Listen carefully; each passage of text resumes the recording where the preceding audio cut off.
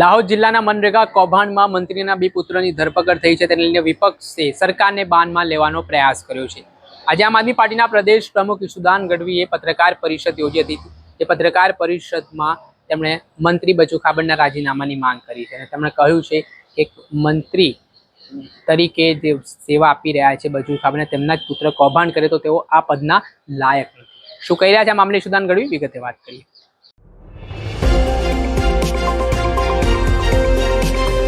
નમસ્કાર દર્શક મિત્રો, સ્કાયનેટ મીડિયામાં આપનું સ્વાગત છે. હું છું ફૈઝન.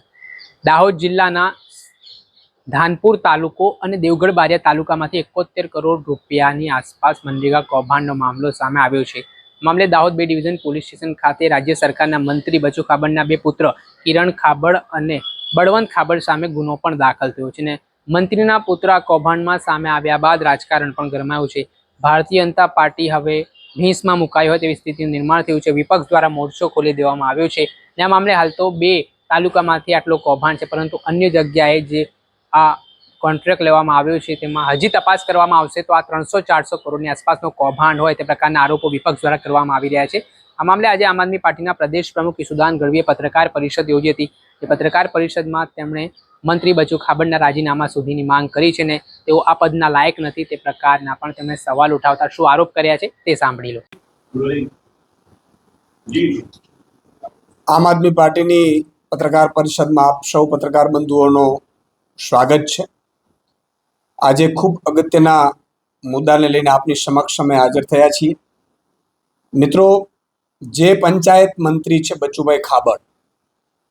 બચુભાઈ ખાબડ પંચાયત મંત્રી છે અને એમના દીકરાઓને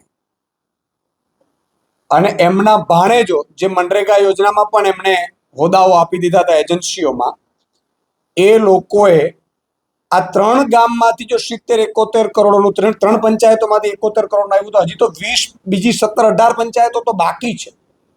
અને આ 2019 થી ચાલનારું કૌભાંડ છે. આ કૌભાંડનો અંદાજે 300 થી 400 કરોડ રૂપિયા સુધી પહોંચે એવી શક્યતા છે. અને ઓન પેપર બતાવ્યું છે કે ભાઈ જ્યાં એ લોકોએ પૈસા લઈ લીધા છે અને કામ થયું નથી. એક વાત એ થઈ. પંચાયત મંત્રી હોવા છતાં બચુ ખાબડ પોતે એવું કહે છે કે ભાઈ મને ખબર નથી, આ તો મારા દીકરાઓએ શું કર્યું. પોતે પંચાયત મંત્રી છે ને પોતાના જ મંત્રીમંડળમાં જો એમના જ દીકરાઓ 200-300 કરોડનો કૌભાંડ કરતા હોય અને ગુજરાતની પોલીસ એમને પકડતી હોય, અમે ડાયરેક્ટ તો વિપક્ષની વાત મૂકી દો, પોલીસ ઓન પેપર FIR થઈ છે. જ્યારે એમના જ મંત્રાલયમાં જો આટલા કરોડનું કૌભાંડ થતું હોય ને એમને ખબર ન હોય, તો પહેલી વસ્તુ તો એ છે કે એમને મંત્રી પદ માટે બેસવાની એ લાયકાત છે ખરી? પહેલો પ્રશ્ન. બીજું કે એમણે જે મંત્રી પદમાં અત્યારે પણ યથાવત છે. જ્યારે ઓપરેશન ગંગાજળની વાત કરી રહ્યા છે પ્રધાનમંત્રી શ્રી અને મુખ્યમંત્રી શ્રી, તો નાના એક કોન્સ્ટેબલ 100 રૂપિયાની લાંચ લે છે તો એની વિરુદ્ધ પગલાં લેવાય છે. જ્યારે મંત્રી પુત્રોને 200 કરોડના કૌભાંડ થયા છે ને આ તો હજી આઈસબર્ગ સમાન છે, હિમશિલાની ટોચ સમાન છે. હજી આમાં આ જો તપાસ કરવામાં આવે, નિવૃત્ત ન્યાયાધીશની અધ્યક્ષતામાં જો સીટની રચના કરવામાં આવે અને એમાંથી જો તપાસ કરવામાં આવે તો આ કૌભાંડ ઓછામાં ઓછું 500 કરોડથી વધારે તો આ મંત્રીનું જઈ શકે એમ છે. તો પહેલા તો મંત્રીને પોતાના જ મંત્રીના વિભાગમાં કૌભાંડ થયા છે, પોતાના દીકરા થયા છે, એટલે 1 મિનિટ પણ એને બેસવાનો અધિકાર નથી. પહેલું એને રાજીનામું લઈ લેવું જોઈએ. બીજું, એમની વિરુદ્ધ પણ તપાસ થવી જોઈએ. આ પહેલા પણ બચુ ખાબડે ખૂબ મોટા કૌભાંડો કર્યા છે, એવા આક્ષેપો થયા છે. અમારા ધારાસભ્ય શ્રી ચેતરભાઈ વસાવાએ વિધાનસભામાં પણ આ મુદ્દો ઉઠાવ્યો હતો. ત્યારે આ થોડી ઘણી પણ તપાસ શરૂ થઈ છે. આમાં એમના દીકરાઓ, એમના ભાણિયાઓ, એમના સગા સંબંધીઓ બધા મળી અને ગુજરાતને લૂંટવાનું કામ કર્યું છે. અને એટલા માટે અમારી માંગ છે કે બચુભાઈ ખાબડને તાત્કાલિક ધોરણે મંત્રી પદમાંથી હટાવવામાં આવે અને એમની વિરુદ્ધ પણ તપાસ શરૂ કરવામાં આવે. એમની વિરુદ્ધ તપાસ કેમ નહીં થાય ભાઈ? એમના જ દીકરાઓએ કરોડો રૂપિયાનું કર્યું છે. એમના દીકરાઓ અત્યારે પોલીસ કસ્ટડીમાં છે અને પોલીસ કસ્ટડીમાં હોવાથી પંચાયત મંત્રી જ્યારે પોતે મંત્રી પદ ઉપર હોય તો સ્વાભાવિક છે કે પંચાયતના કયા અધિકારીઓ કે કયા નેતાઓ, કયા ઉચ્ચ અધિકારીઓ એમની વિરુદ્ધ તપાસ કરશે? તુરંત જામીન લઈને છૂટી જશે. એટલે કૌભાંડમાં ભીનું સંકેલવાનું આખું ભાજપનું ષડયંત્ર છે. ભાજપે આખા ગુજરાતને લૂંટ્યું છે. બીજી મારી એક અમારી તપાસ એ છે, માંગણી છે તપાસ કરવાની, કે આખા ગુજરાતમાં મનરેગાનું કૌભાંડ થયું છે. ખૂબ મોટા મનરેગાના કૌભાંડમાં કરોડો રૂપિયાના ગામલા થયા છે. જેના મૃતકો છે, વિદેશમાં છે, એમના નામે પણ આ આખું કૌભાંડ મનરેગાનું આખા ગુજરાતમાં થયું છે. જમીન વિકાસ નિગમ લિમિટેડ, જે તે વખતે હું પત્રકાર હતો ત્યારે એ મુદ્દામાં બહાર આખી વિગતો લાવી હતા, અને પછી આનંદીબેને તપાસ ન કરીને એ તત્કાલીન મુખ્યમંત્રી વિભાગ બંધ કરી દીધું.